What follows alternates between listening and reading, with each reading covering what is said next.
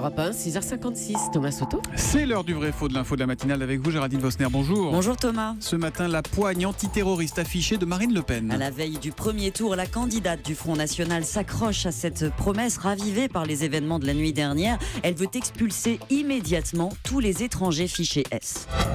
Si un étranger représente un danger pour l'ordre public, or c'est le cas, eh bien il peut être immédiatement expulsé. Alors c'est très clair, si un étranger présente un danger pour l'ordre public, dit Marine Le Pen, il peut être expulsé. C'est clair, mais est-ce que c'est vrai ou est-ce que c'est faux, Géraldine ? Alors c'est vrai Thomas, mais dans un cadre précis, difficilement applicable au fichier S et qui n'a rien à voir avec la justice. C'est une mesure administrative que peut prendre soit le ministre de l'Intérieur, soit le préfet. Que dit la loi ? Article L 521 du Code d'entrée et de séjour des étrangers, un non-national peut être expulsé en cas d'urgence absolue, alors il est contraint, renvoyé tout de suite, ou en cas de menace grave à l'ordre public.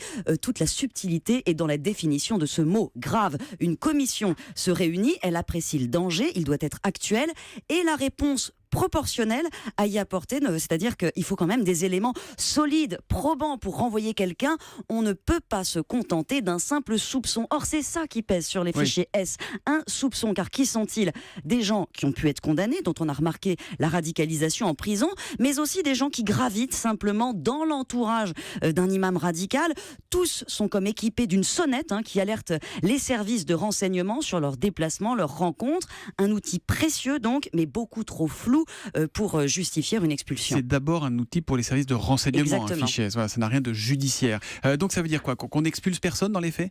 Alors si, un peu plus de 90 personnes ont été expulsées depuis janvier 2015. Le frère de Tariq Ramadan, par exemple, raccompagné en Suisse ce mois-ci. Un ressortissant turc expulsé sur ordre du ministre. Il faisait du prosélytisme en prison. Depuis le 1er janvier, 6 étrangers en tout ont quitté le territoire pour leur lien avéré avec ces mouvances islamistes. À titre de comparaison, en Italie, il y a eu 37 expulsions pendant la même période. Donc le rythme pourrait peut-être être plus soutenu, mais attention, préviennent les juristes auxquels j'ai parlé hier, généraliser ces expulsions, ce serait aussi donner les pleins pouvoirs sans aucun contrôle au préfet, à l'administration. En tout cas, ce débat sur les fichiers S va rebondir, puisqu'on le disait tout à l'heure, l'assaillant d'hier sur les Champs-Élysées était fichier S. L'homme qui a été abattu était fichier S. On aura l'occasion d'y revenir dans un instant dans le journal de 7h. Merci beaucoup, Géraldine.